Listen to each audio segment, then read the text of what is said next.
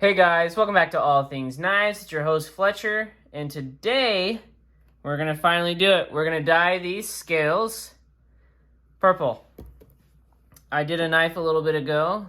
It was the Blade HQ M4 exclusive, and this is the purple that I did, and I really liked it, and I think it'll look really good on these scales.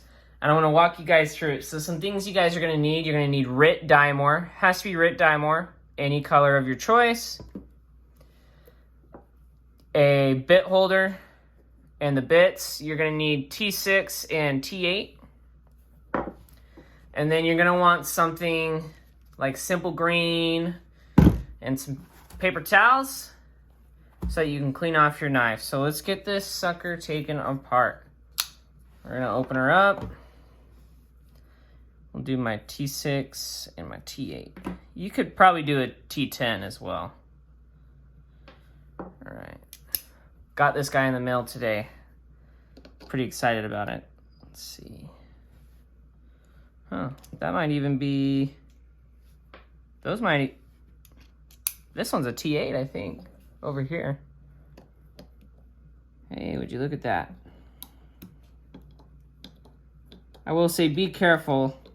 I just like doing it like this because sometimes when I do it,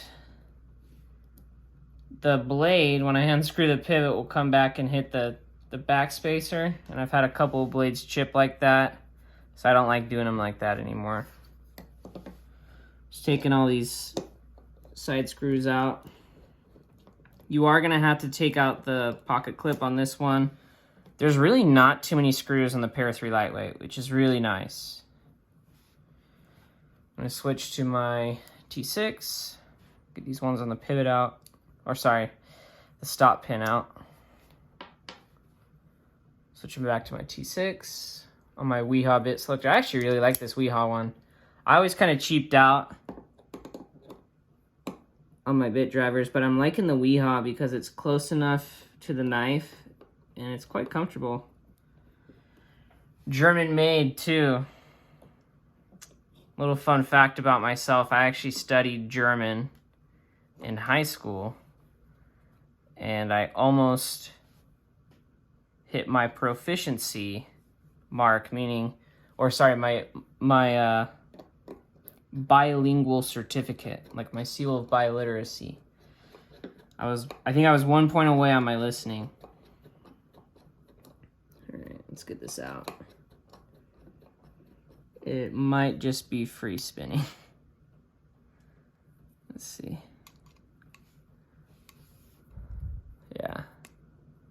Yeah, it looks like it's spinning. So what we're gonna do is we're actually gonna put this screw back in. Just a little bit. A little trick I've learned from some of the knives I've taken apart.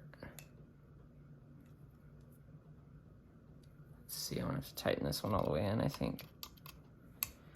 And there's probably some Loctite in there holding it in.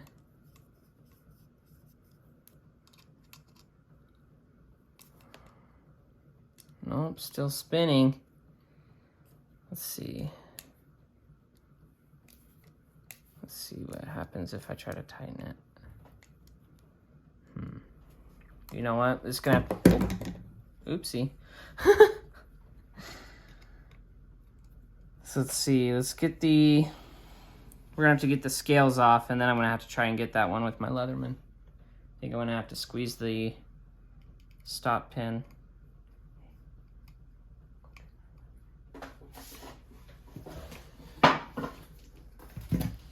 My fiance Audrey is gonna help me out on this one.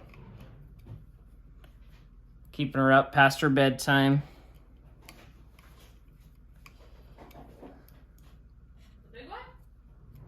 Yeah, the big one. Awesome. All right, add this to your list of things you're gonna need is the Leatherman. All right, let's get the pivot, and these should come apart. So you can consider this your tutorial as well on how to take apart the Para 3 Lightweight. So let's see, we're gonna start on this side. This is the show side. All right. this one might require a little bit of, see, it looks like it's coming out. There we go. I've taken apart plenty of these Para 3 lightweights and the Para 3s just because I have so many of them. And there we go. All right, so you're gonna grab your blade, set that aside, and then you're gonna wanna pull your pivot out if possible. Probably gonna have to use pliers for that.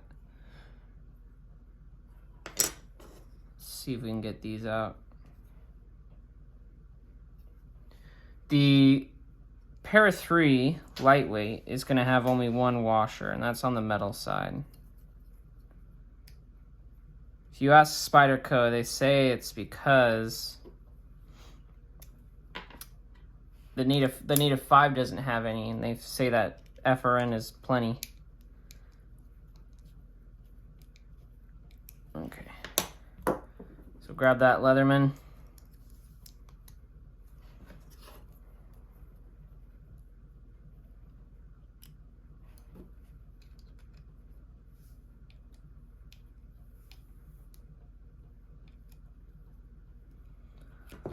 And it's still spinning. Let's see, I'm gonna have to really clamp down, I think.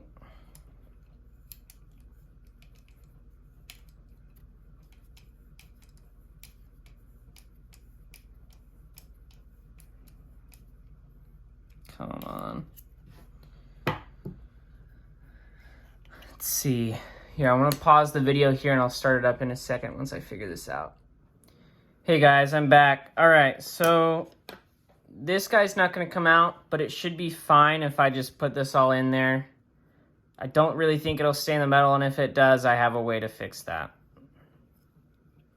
All right, so let's get this pivot collar out. We're just going to grab it.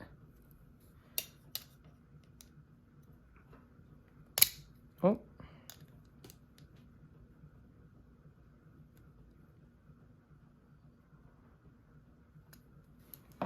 Let's see if I can get it from there. There we go. All right, pivot collar removed. That's actually really cool if you guys are able to see that. It's like a hexagonal collar there. That's really neat. All right, keep that there. We got to clean these out now. I'm gonna do the best that I can. This is the part where you can use gloves to clean it, but I don't really use gloves to clean it, and I think it's just fine. Just touch it as little as possible. Just wash your hands before, get all those oils off. Make sure to keep track of everything here. All right, we're gonna move that red dye out of the way.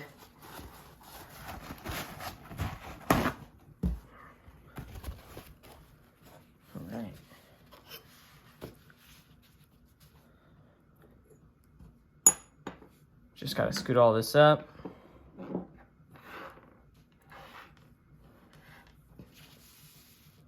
right.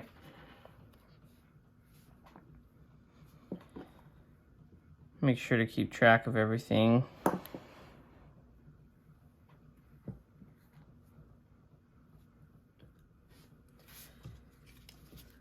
All right, and we're just gonna spray these down. This, I just have some simple green here. Again, you can use whatever you want. We're just getting them clean. You're getting all those finger oils off of them so that they take the color of the dye.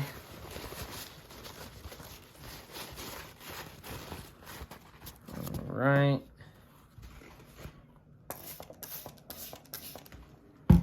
Internals.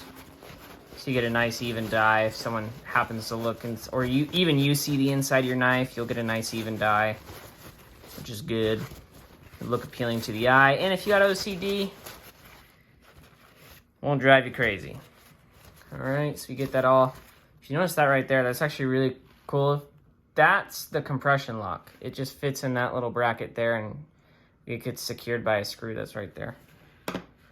That's how they engineered the Para 3 lightweight. The standard one is based in the liners. It's milled into the liners. that come with the knife. All right, and then let's do the internals on this guy. Nice. Get it all there. All right, leave them out to dry, and we're gonna cut to making our solution. Hey guys, all right, so we're back. We've got the scales. If you look at the pot, our solution is boiling. It's got a simmer going. We're gonna go ahead and drop these in. 1, 2, 3, 4, 5, 6, 7, 8, 9, 10. Look at that, they're lavender now. Going back in for another 8. 1, 2, 3, 4. Actually, we're gonna do 4, kind of laying on each other.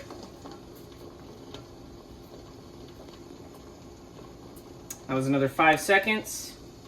I want to go even darker. You just leave them in for as long as you want. All right. We're gonna go a little longer. 1, 2, 3, 4, 5. We're gonna go even darker than that. We're getting some real interesting like iPhone colors. I think the last iPhone came out in that purple color. I want it even darker. I want like a dark purple.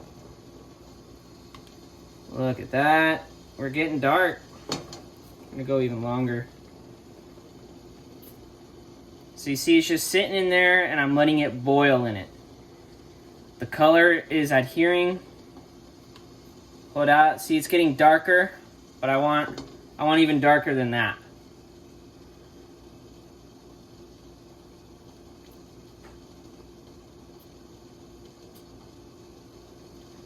Let's see. Yeah, even darker than that. I might have to add more dye to my solution to get it darker.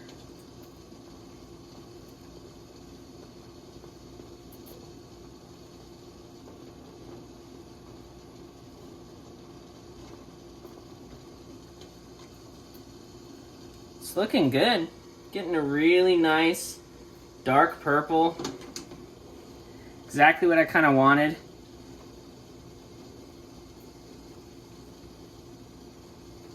See, we're just gonna go a little longer.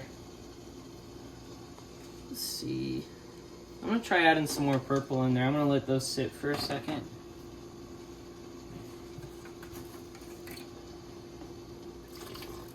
Added in some more dye.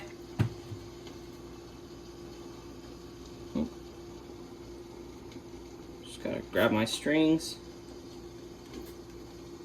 There we go, they got a little darker after that. Then I'm just gonna stir my solution. Get that new dye that I added in. All right.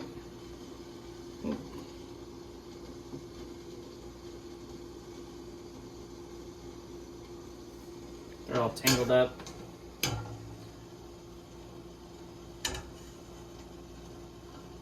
Let's see, I want to get it as dark as possible with the purple. Oh yeah, look at that. That's looking good. I'm gonna go even a little longer. Should have gotten 2 of these because I did a blue the other day for a friend at work. He gave me $40 to dye some scales for him. Said why the heck not. It turned out really well. Almost the same, actually this color here that's on the spoon. Alright, let's see those. That is looking really good. Let's see. I want to see if I can get them even darker. I'm experimenting. One thing that I thought would always be cool after dyeing it would be to stone wash it and have some of the white and the purple come out. I probably won't do that with this one, but if they do another one of their white knives, that'd be something fun to try.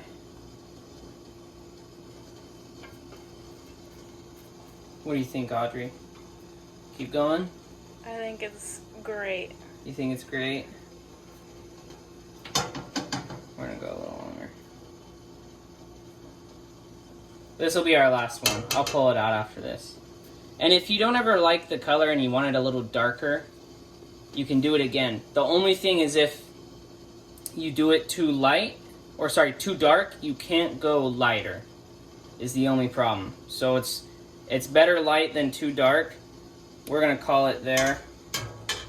Put my spoon back in. Let's see, just don't want it rolling around. All right, we're gonna turn the heat off. All right, I'm gonna let it drip a little bit. And then I'm just gonna go wash these off in the sink. I've got some dishes in the sink and I don't want you guys to see those. So I'll cut back to the table. All right, so we're back at the table. This is what it looks like all finished up. This is really what I was kind of hoping for. Maybe even a little darker because of the DLT trading exclusives with the purple and black blades I really liked. And I wondered how they would look with a satin blade. And I really like this. This is really something that I'll kind of throw into my EDC just because it'll look nice. Oh, let me get that. Put on some EDCI after to prevent any rust. And then I oiled everything just in case I couldn't get any moisture out of there so that it won't rust. And I just did that with the Tough Glide. It's really good at corrosion resistance and it's really good at lubing up your knives as well. Yeah, so this is a really cheap and easy way to mod your knives. It will void the warranty because you do take your knife apart, but it makes your knife really unique.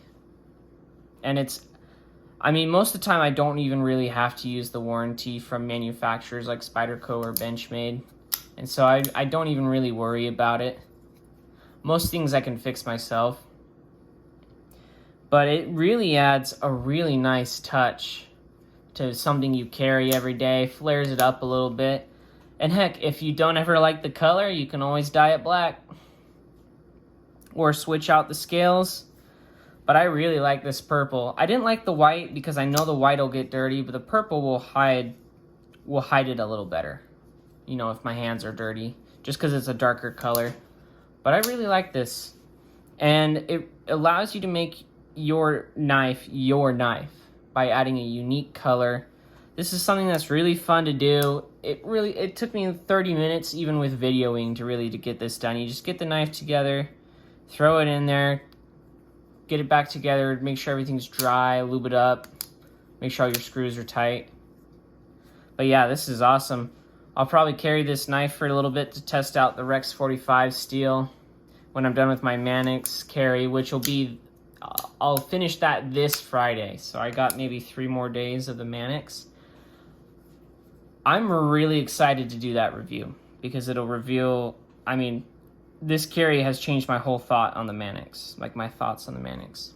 I am going to be redrawing for the giveaway because only one person claimed their prize. I'm going to use that same video, so keep your eyes open for another video that pops up that's a redraw for their 100 subscribers giveaway. As always, thanks for watching, guys.